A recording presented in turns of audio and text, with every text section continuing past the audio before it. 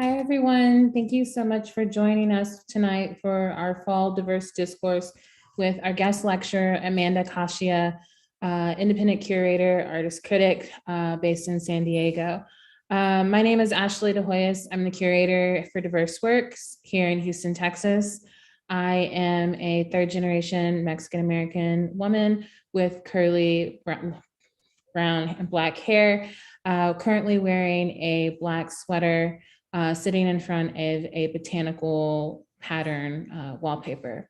I am so excited to be able to host Amanda Cachia tonight for her guest lecture as a diverse discourse. I met Amanda in 2016 when I attended Maryland Institute College of the Arts in Baltimore, Maryland, where Amanda joined the MFA in Curatorial Practice program for their 25th, for the American Disabilities Act 25th anniversary curatorial workshop series. I have since been able to follow Amanda's work and quite frequently refer back to her website, The Flesh of the Worlds, as well as her writings that are listed on her website when I teach at University of Houston and other places. I'm super excited to invite Amanda to speak tonight on what will be a very honest and rewarding conversation about accessibility in the arts. Tonight, Amanda is going to present a panel curating access, disability art, activism, and creating a creative accommodations. Before we begin, I do want to point out a few housekeeping information or delineations. If you need access to transcripts, the live transcripts is available in our Zoom webinar. At the bottom of the screen, there are several options when you click the live transcript to make the text large or small, or you can have a full transcript off to the side of the screen where the chat usually appears. We do ask that you use the chat throughout the lecture to interact with us as we're going through the webinar. This is a webinar, so we can't see all of the participants. We can only see the attendees in the attendee side. So if you have any questions or if you are interested in asking a question, please feel free to use the chat or the Q&A feature at the bottom of the screen.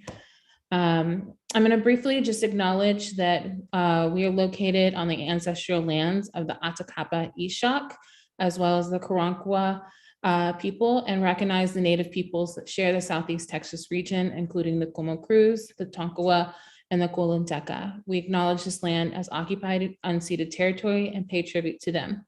If you're calling in from or zooming in from another location, please feel free to use the chat to acknowledge the land that you reside on. Now, I'm going to pass it over to Amanda, who will begin her lecture. Thank you. Hi, everybody. Thank you so much for coming to my talk today. My name is Amanda Cachia.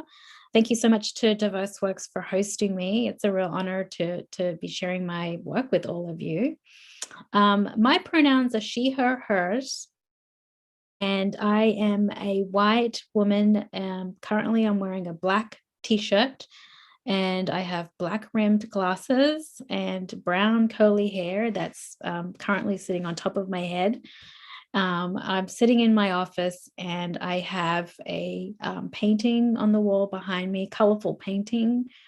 And I also have, there are drapes at the window behind me, and there's, lines, a pattern of lines on the drapes as well.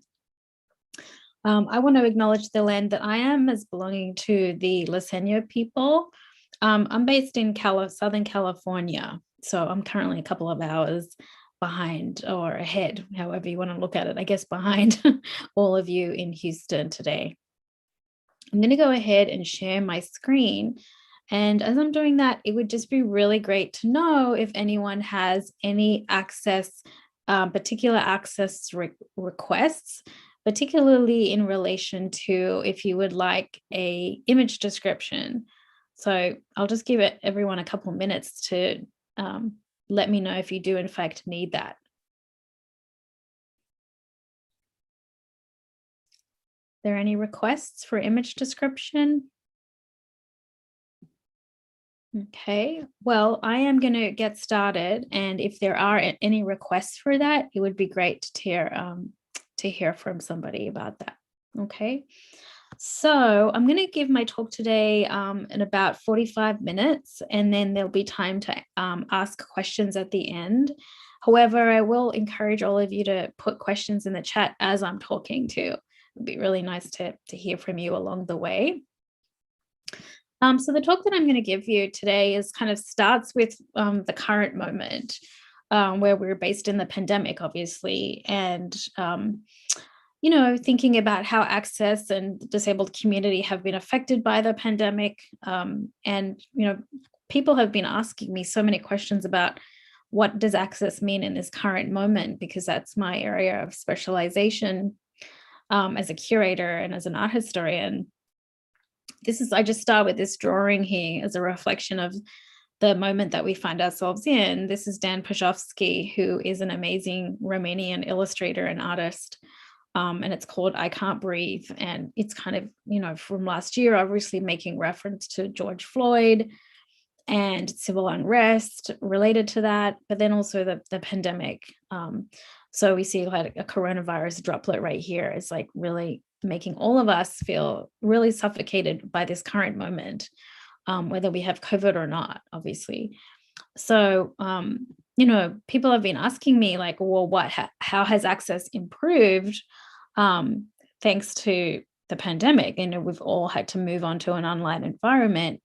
And I will say that I think that it's been mostly a positive thing for disabled folks, because no longer are we having to, go be in a space physically, but we can access all kinds of events and information online, which has come at a great relief for a lot of my friends and peers in the disabled community. And so now there's a little bit of concern of what happens when we go back to so-called normality. Will those kinds of modes of access decline? So I guess we have to wait and see what happens. But for the most part, even today's talk, for instance, we're able to share knowledge and share ideas online, and it can literally be with anyone around the world. So it's a really exciting moment, I think. But there's still things that need to be done to improve access for disabled people so that there's more leadership in museums. So more curators, more disabled curators, disabled directors, other kinds of staff that hold positions of power in order for us to be able to change how we perceive disabled people. The other bullet points here just talk about more events with disabled people, hanging more artwork by disabled people, collecting artwork by disabled, artists, and incorporating disabled art history textbooks in the bookshop and so on. So there's a lot more that can be done.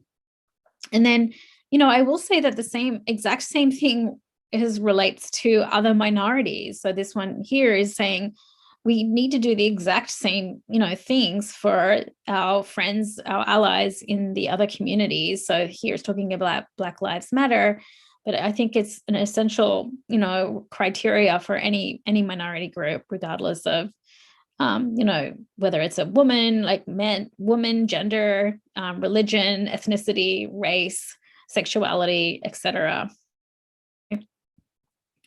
And then this is just one of my favorite images to share, just starting off, is that creative access, which is, I'm a big proponent of creative access, and that's the topic of my talk today, is that, in fact, the deaf community, for instance, have already protested at how the masks that we've all had to wear have been inaccessible for them. And so this mother and daughter team created transparent masks so that the facial, the mouth and the face could be seen, because it's an essential part of communication in the deaf community. And this here is an Indigenous interpretation of the mask. You see the medicine wheel has been beaded onto this mask by the artist Ruth Cuthand, who's a Canadian. And the medicine wheel, the colors convey notions of healing. And so she was really trying to bring some kind of, some healing properties towards the mask at a time last year when everyone was really afraid and not sure what was going on. And this is an artist who has been doing an amazing project online called My Dearest Friends. And she's been collecting letters from disabled people all over the world who've been expressing their fears and their concerns around how the pandemic has been affecting them. And so going back to this idea of like, well, how is the pandemic affecting the museum world, and what does access mean now? So the image on the left is a bench by New York-based artist Shannon Finnegan called Museum Benches. And the text on it reads, "This exhibition has asked me to stand for too long. Sit if you agree." And I love that, because Shannon is basically saying that, there's not enough spaces in the museum for sitting down.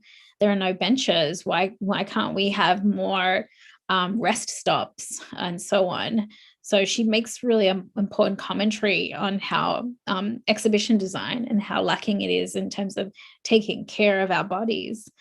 And then, interestingly, all these benches in public spaces, such as parks, for instance, benches that we actually have had access to previously now suddenly did become ruptured or disrupted because we had to put caution tape over them. We weren't allowed to sit on them anymore owing to the pandemic and social distancing requirements. So it's kind of like, here we are trying to make progress on the one hand with the physical space of the museum, but then on the other hand, it's kind of been really disrupted. And now museums, whilst many of them have reopened their doors again, they're still, asking for less visitors through those spaces, which I guess some of us think can be a positive thing as well, in that our viewership experience maybe is more enhanced because there are less people. So just kind of turning more to my work now specifically, I've always been interested in being an activist around disability art.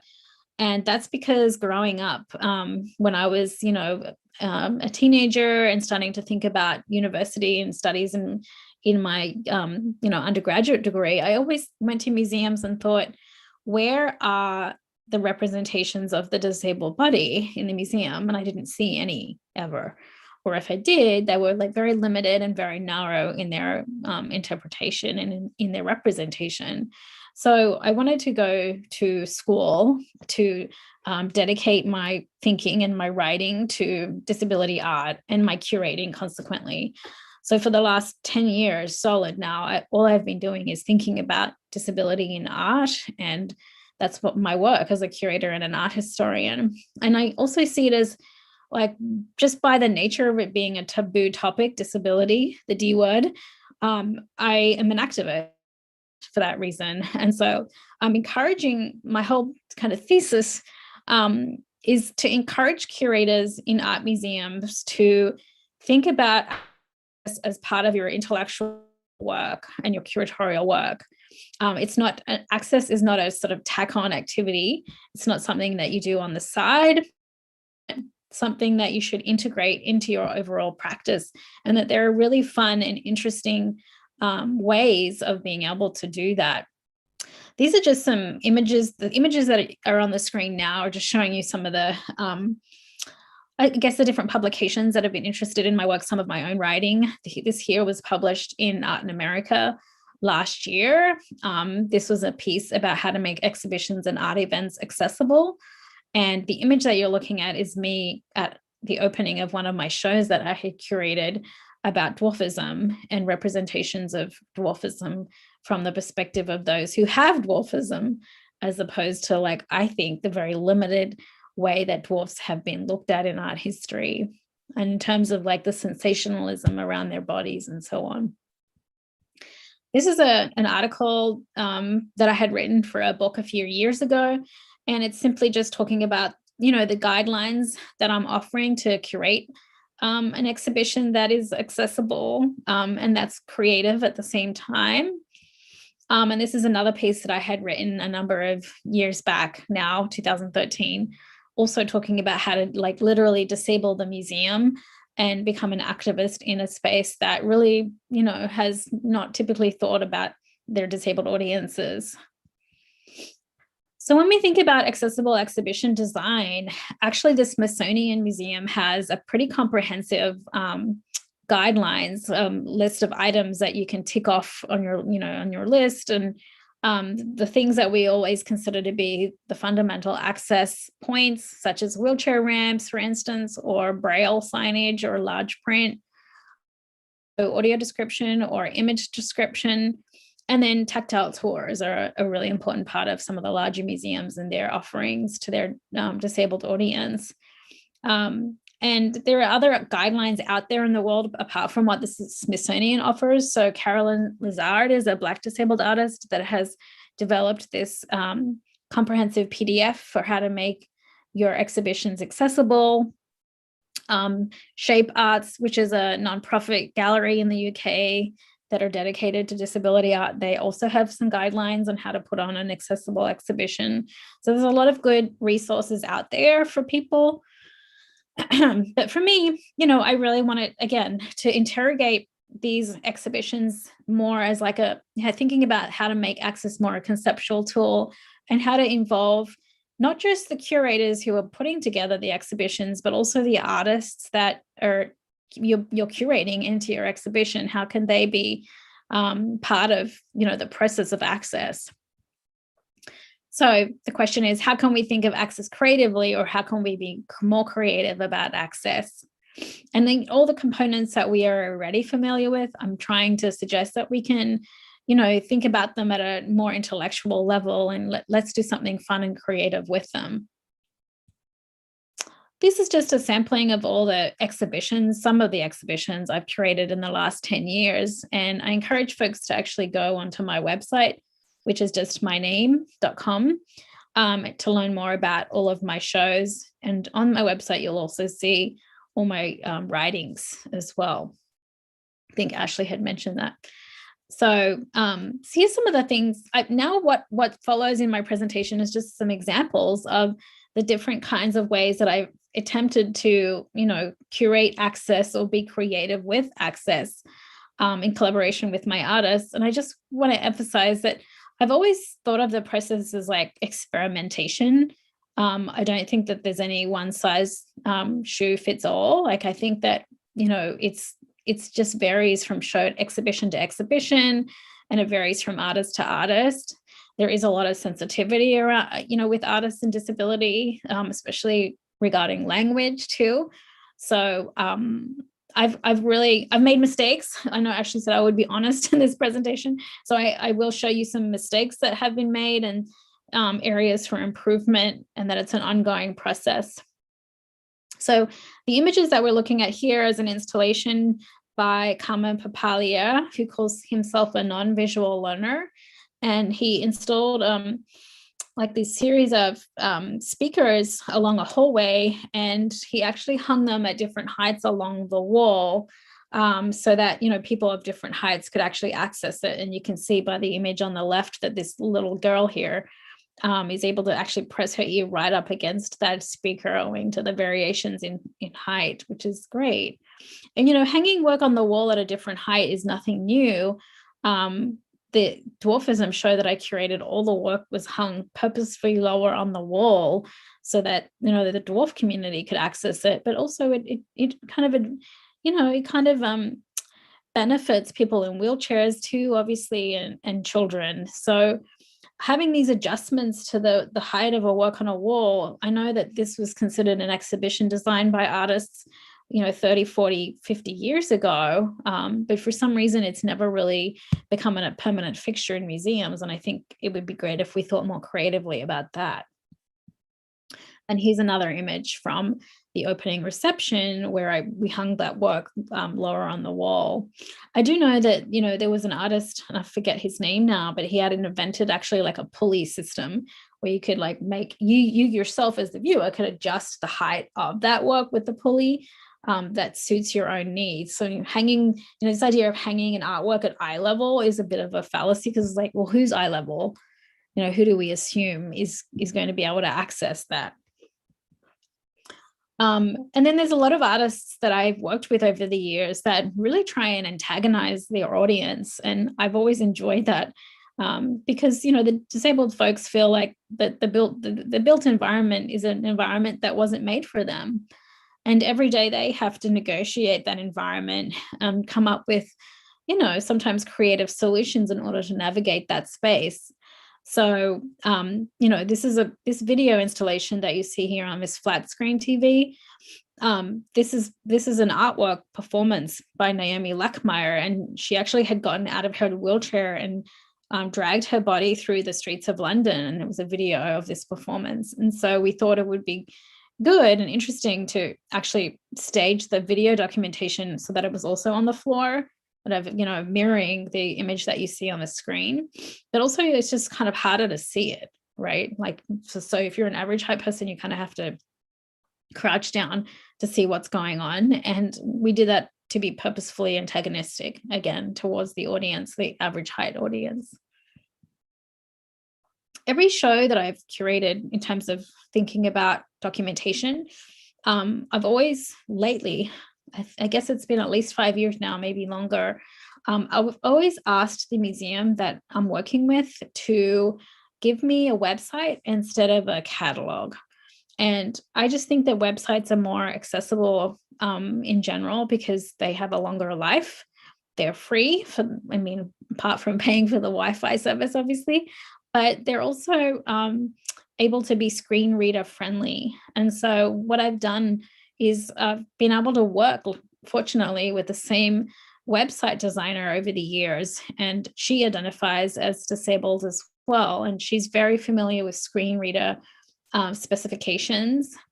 And so as you can see here, you're able to actually make adjustments to the color, contrast, the size of the text, and you can really make adjustments according to, what suits your vision best and your vision needs. So I've been really happy to be able to do that several times, as I said. So we did it for this exhibition here as well. And in this top right corner here, where it says show preferences, this is where you can click on that button and then you can adjust that text size, style, line spacing, etc.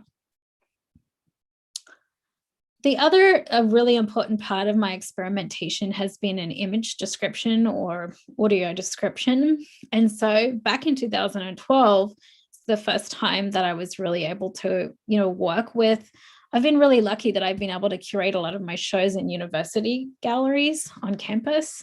And so here we worked with a group of students to develop image description of all the objects in my exhibition. And, all of the students were able to, because there were so many students and not as many objects, the students would there would be multiple image descriptions for one object from different students. And we actually really enjoyed that because, as my friend Carmen always says, it's so important for blind folks to be able to have multiple descriptions available to them, kind of like, that you have so many choices on Netflix of what to watch. You kind of want multiple perspectives on the same object too. It just makes it more interesting. And here we, this image too, I should explain it, but basically all of the image descriptions were available to folks using different kinds of devices that were made available at the front desk. But in this case, we actually also made the descriptions available on the website.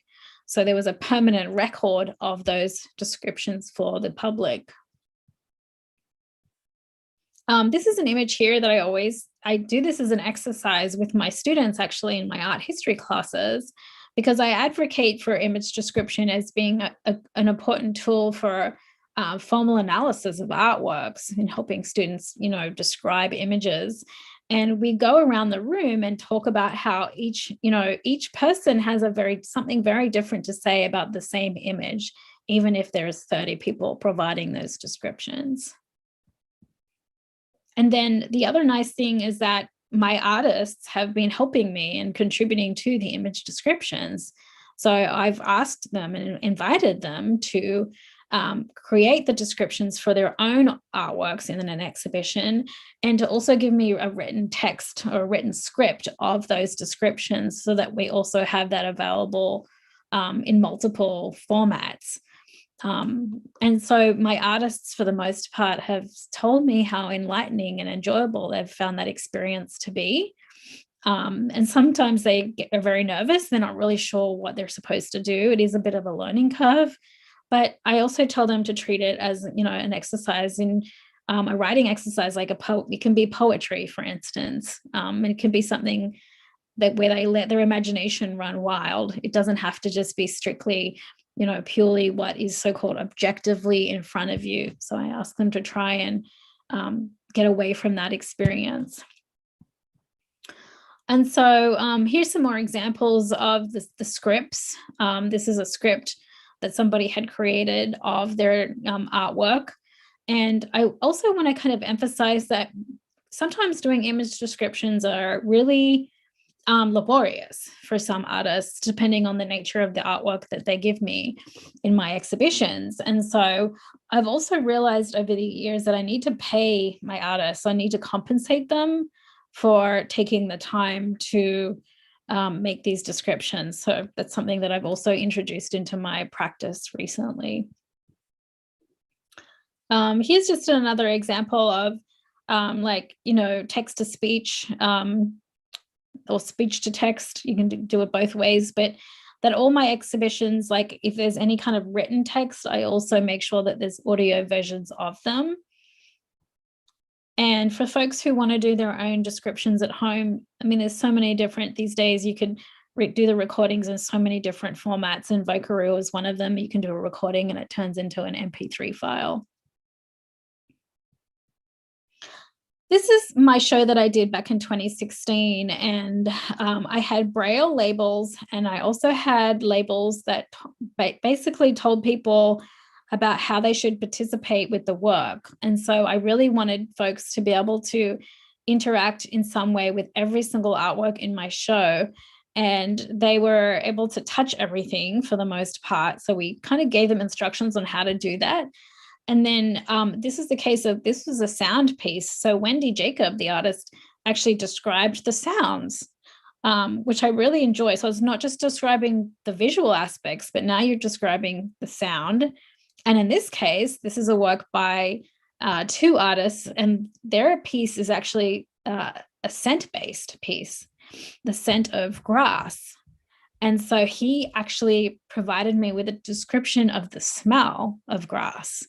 And I had never thought of that before, because he said to me, oh, well, Amanda, why do we assume that everyone has the same ability of smell? So he said, let's talk about that in the description as well. And he really enjoyed writing about that. So it was a true poetic exercise for him too. When I did this, another show, there was a show that I curated called Loud Silence. And it was kind of trying to debunk the theory that, deaf people don't have any access to sound or don't understand the concept of sound and so on. And so I was inspired by the Whitney Museum, who had actually put together a vlog where they had Christine Sun Kim, an deaf artist, who provided ASL tours of every single show at the Whitney. And it was online because it's like, well, what if you can't be there? It kind of seems like it was such a progressive idea at the time, I guess. But today it kind of seems like it should be standard, especially during this era of the pandemic, because these tours were only, say, available once a month. And so it was really kind of restrictive in a way, because you had to be present physically to go and see this tour in ASL once a month. And now they recorded this tour, so it was available all the time, and they got a lot of traffic through this show. And so I did one too. So I recorded, we didn't have many resources, and so we just recorded it on my cell phone, and I hired an ASL interpreter to come around with me and look and talk to an exhibition about this exhibition that I had organized, and we made it available to people at the front desk as well. And then my show toured, and we had more resources at this. This was at UCSD, and we were able to do a proper recording in a television studio. This is an opening reception for Sweet Gong's Vibrating, and these images are really just meant to showcase how everyone is touching the work. This is a piece where you could use a mallet and actually hit the gongs that were being suspended from the ceiling, and they would make beautiful sounds and beautiful notes. And here's another detailed shot of that, people interacting with that piece right there. So, this is the show where, I was being really idealistic. I wanted everyone to be able to touch the work. But it went well in the beginning. This is a piece where you could feel the vibrations of a cat purring if you touch the wall, which is really like a very sweet work.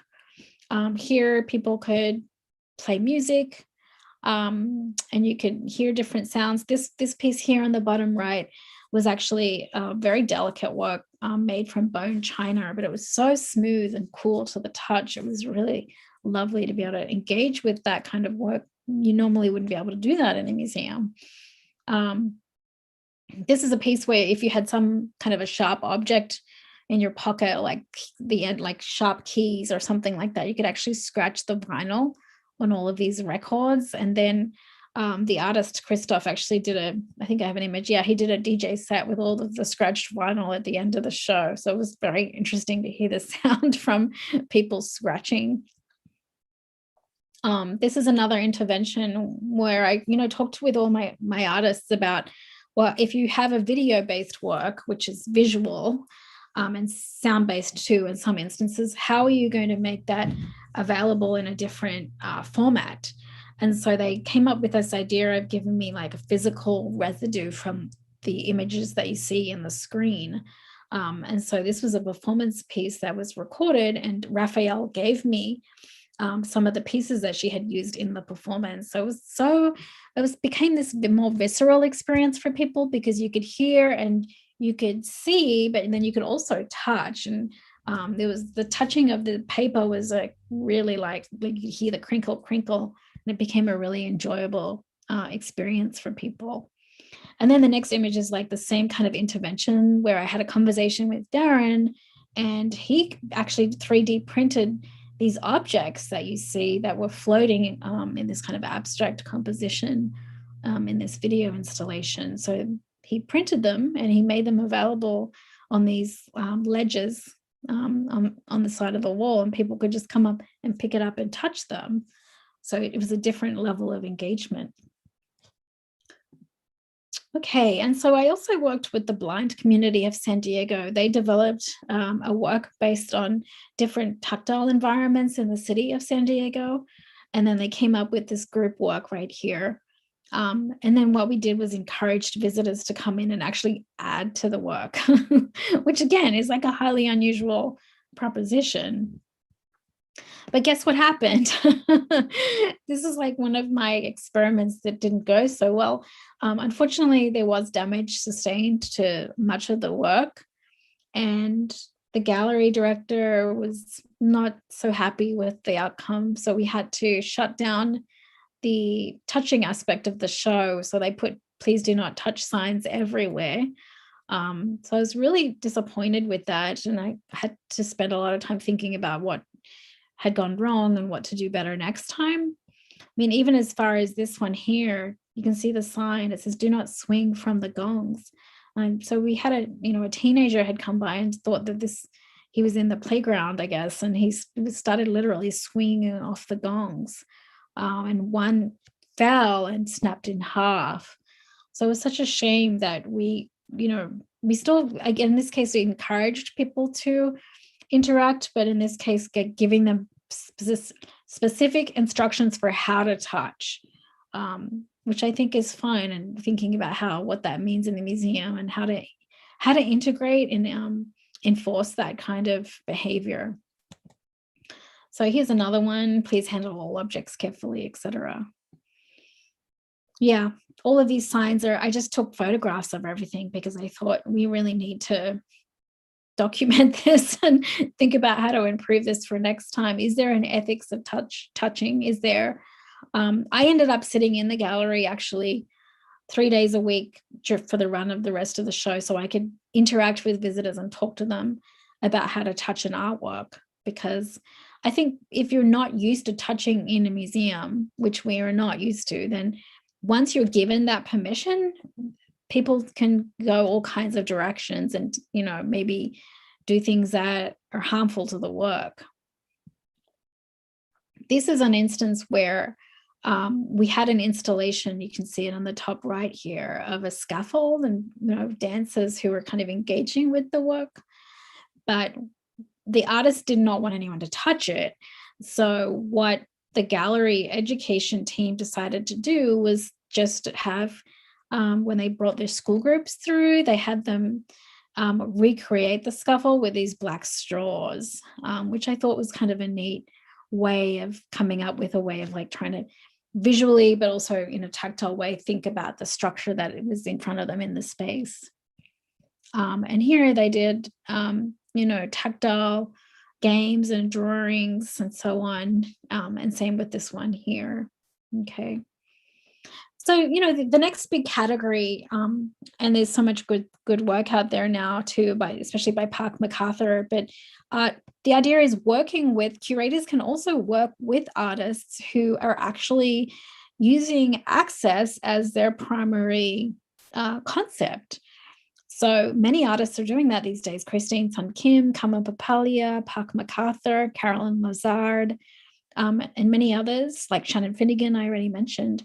So, they're actually saying, let's have our actual routine of access be the material for the work of art.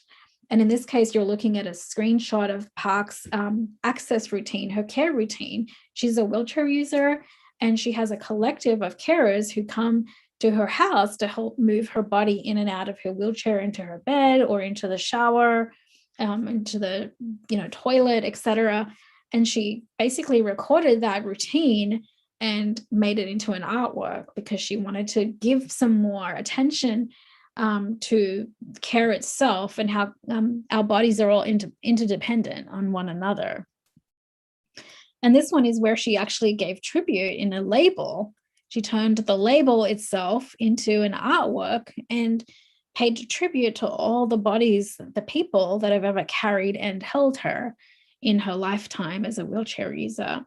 So I really enjoyed what she was doing with that too. And you can see all the different emojis that she's inserted into that tribute.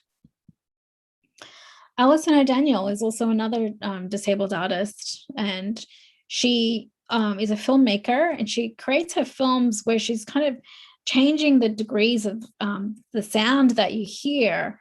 And she's also becoming, somewhat antagonistic again towards her audience, because here we have an ASL interpreter who's actually interpreting the score of the film, but there is no captioning at all, or there's no English captioning for what the interpreter is saying.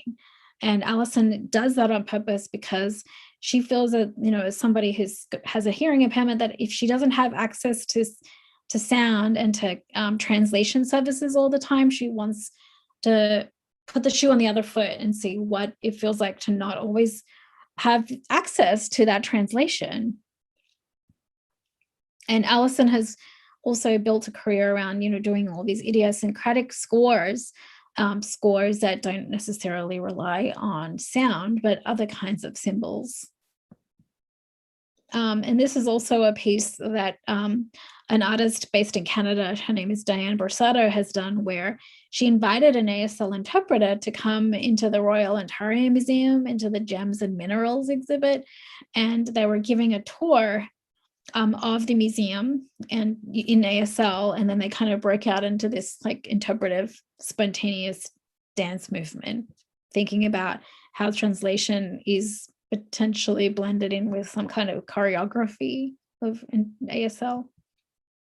It also reminds me of Andrea Fraser's work in Museum Highlights, where she's kind of talking about like who is the person that has all the knowledge in the museum? Can we question the authority of the museum in terms of its knowledge and in terms of the information that is being fed to us through the exhibits?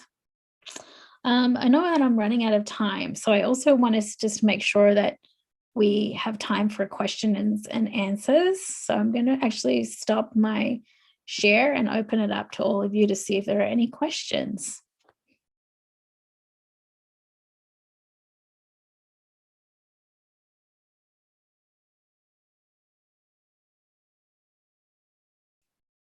So it doesn't look like we have questions yet, but while we're waiting for people to put their questions in the chat or the Q&A form, I did have a couple of questions for you. One being, and you kind of sort of addressed this in the beginning of your presentation, but in terms of access, it feels like most of the time people are afraid to start because they're afraid of also messing up. And so sometimes access is brought in too late to the conversation. And I'm wondering, you know, with the examples that you've given, it does look like there are certain spaces or organizations that are doing access really well. What type of, I guess, you know, in terms of like, where do you start? Like if somebody is wanting to engage in access that may be afraid to initiate it. That's a good question. I think you have to, it depends on the resources that you have in the museum that you're working for. And, you know, it also depends on the artists that you're working with. I mean, I've certainly, you know, tried to engage with all my artists at all times, just trying to be activist in that sense. And sometimes it didn't go very well, like people don't want to engage. So I think the important thing is just having conversations first, just to see where other people are at. And if everyone's on the same page as you.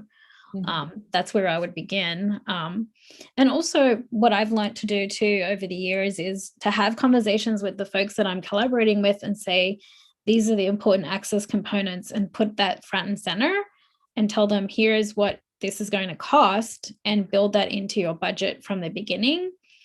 Especially if organizations need to apply for grants, which they often do. So how to actually integrate that into the grants, how to integrate that into your contracts.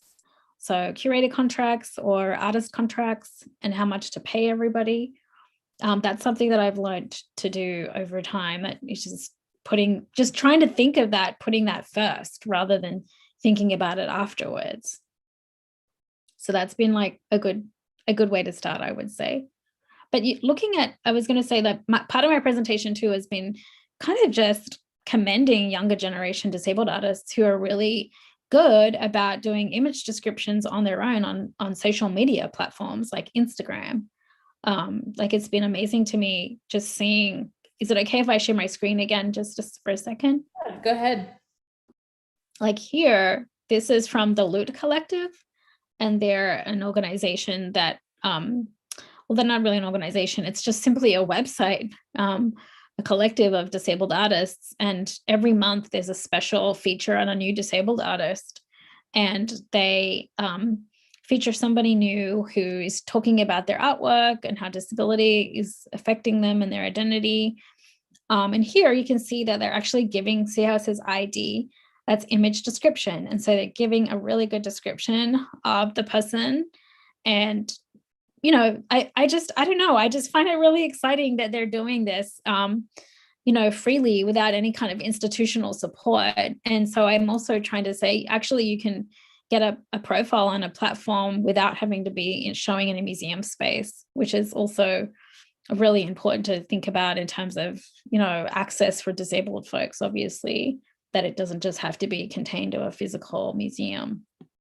Here's another example of, this is a disabled artist who's taking a selfie. She has quite a profile too online, and this is Emily Barker, and they're doing another image description of her, which I think is really, really good.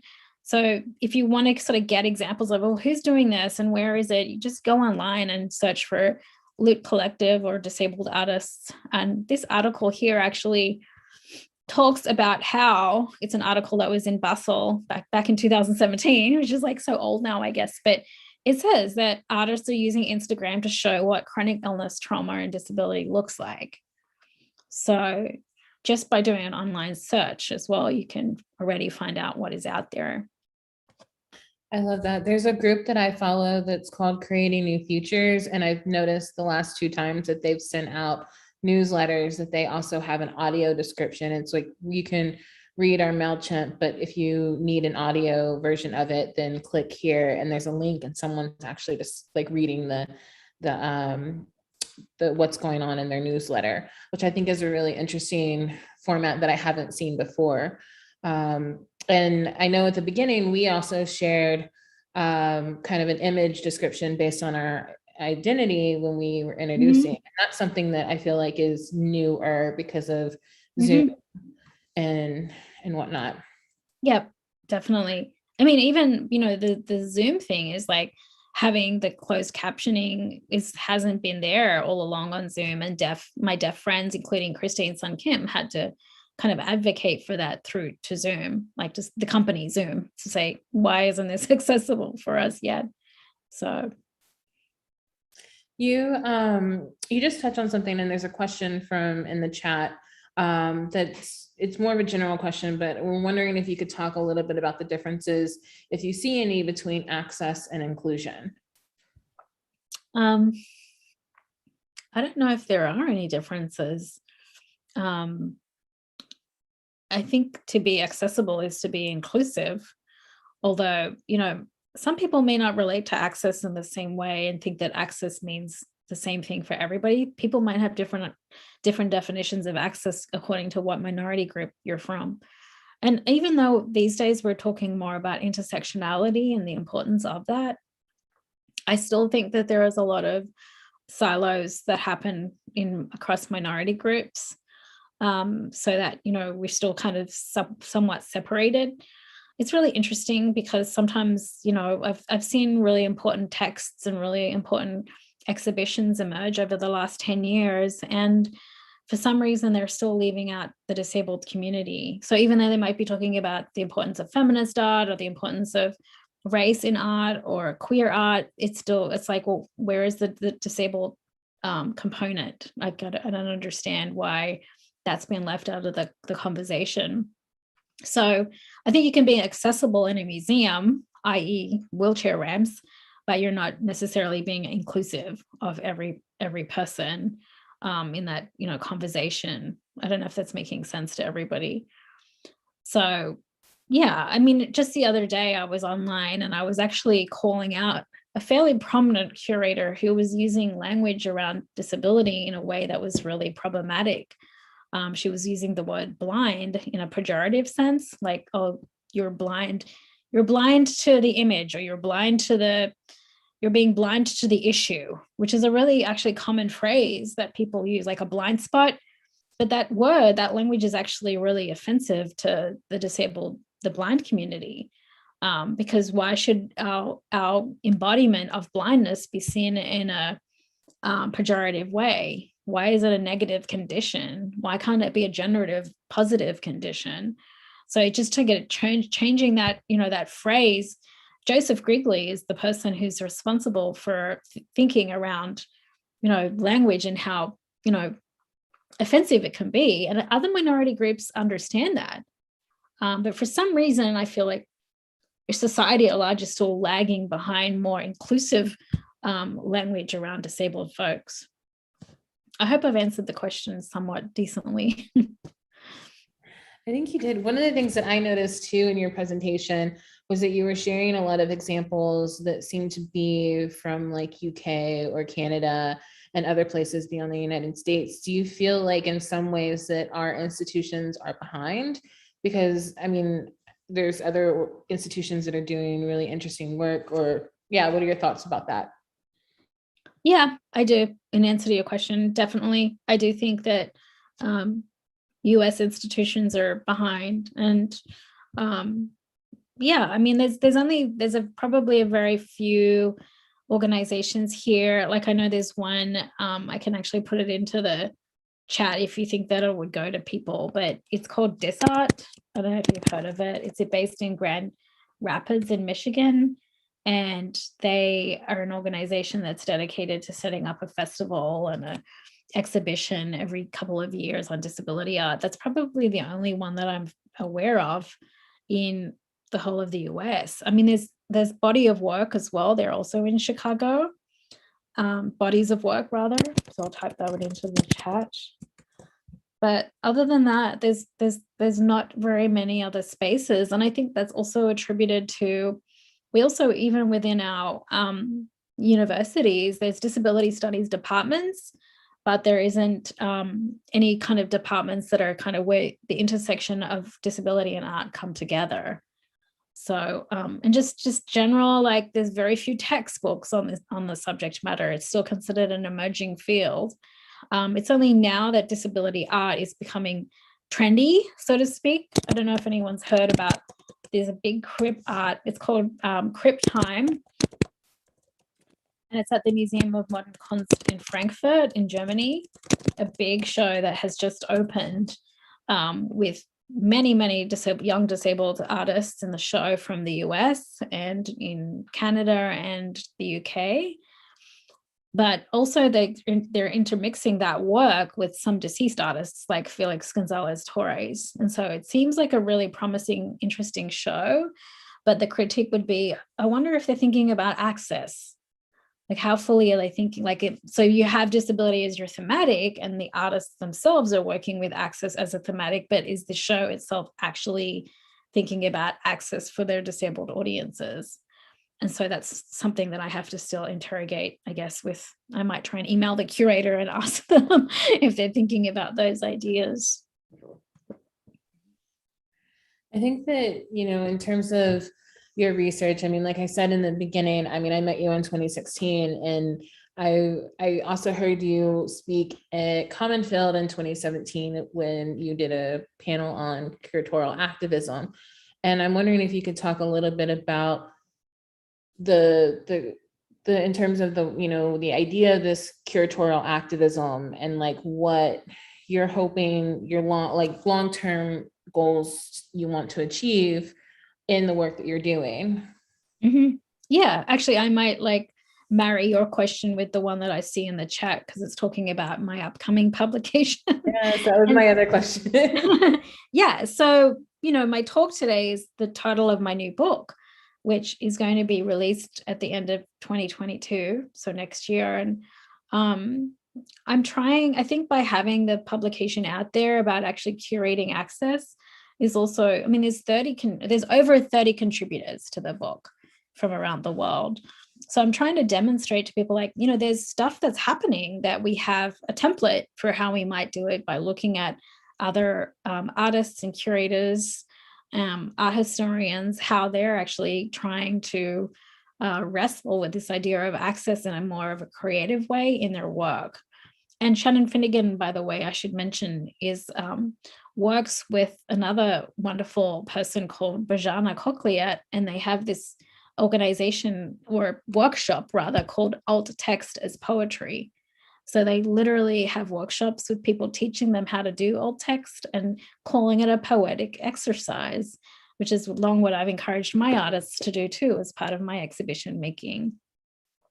So like this kind of objective, or you're talking about long-term objectives. And I think just by doing more publishing, and like the talks are really great too, obviously, but by having that publication out there and showing to the community that, hey, there's like lots of people that are doing this and here's how you can do it, I'm hoping that it will become more of a permanent fixture in people's minds in the museum world, that they will start trying to implement these ideas more actively and more consistently.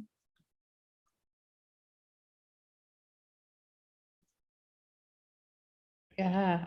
Is your book going to be able to be read through auto reader? Because I find like one of the things that I struggled with, especially when I moved back to Houston, because it's very much a car culture, but was trying to find books that were referencing the art world that were audio books. Like there's not a lot of them that are out there. Right. I'm not sure, to be honest. I'll have to talk to, it's being published through Routledge, so I'll have to talk to them about their plans for that. But I know that it's going to be released first as a hard copy book, and then as a soft cover, and then it will be released also as an ebook. So the ebook should have all those multiple formats available, and also can be adjusted on, screen reader friendly, etc. So that will be good. And actually, literally, as I'm talking about AltText, I'm actually working with all my authors right now. They're delivering AltText to me for all of the images that are going to be embedded in the chapters. And AltText, they have particular requirements for the AltText. They said that it can be no longer than 100 words. And I think that's kind of a shame, because I could write a whole page on, AltText for an image. But we have to unfortunately abide by, word limitations and all of that inside of a published book. Yeah, somebody said 100 words is nothing. Yeah, I agree. So, and then I see a comment here. It says from YouTube watcher Dennis. I am familiar with Taranay's, kind of familiar with Taranay's work, but is there a chance that I can learn a little bit more from Dennis about what Taranay is doing?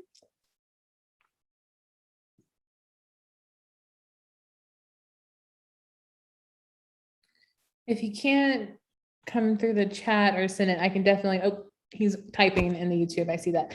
Dennis is also a curator who works down in Galveston Art Center, and I'm happy to put you in conversation. Great. Amazing individual. Great. And Taranay is also published there's a disability and art history book that came out, I think it was last year or the year before. I'm published in it too, but she's also written she's also one of the chapter contributors to that book. So, but I've never met her, but she's doing really good work too as a disabled curator. Are there any more comments or questions?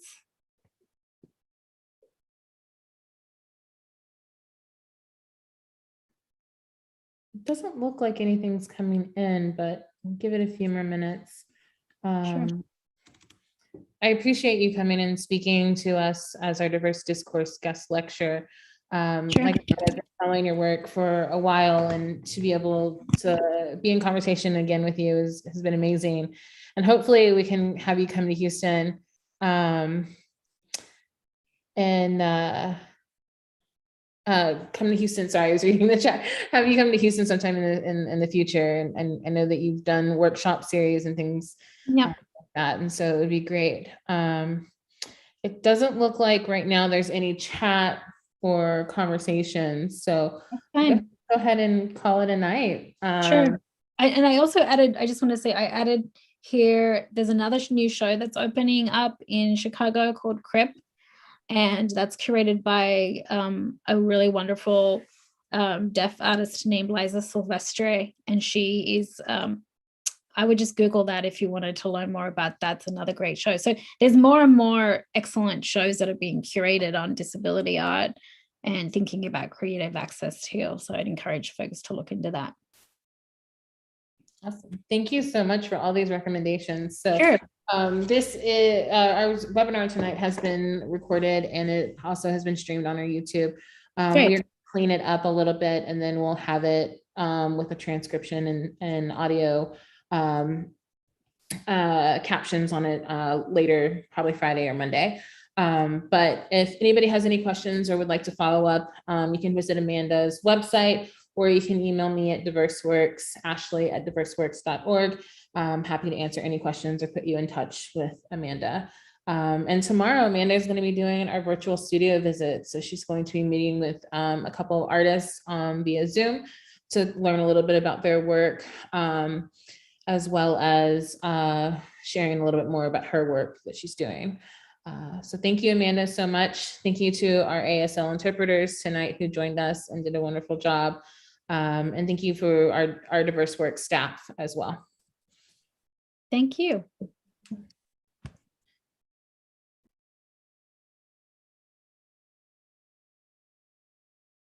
So Amanda, I think we're going to turn our cameras off, and then we'll give it a couple minutes, and then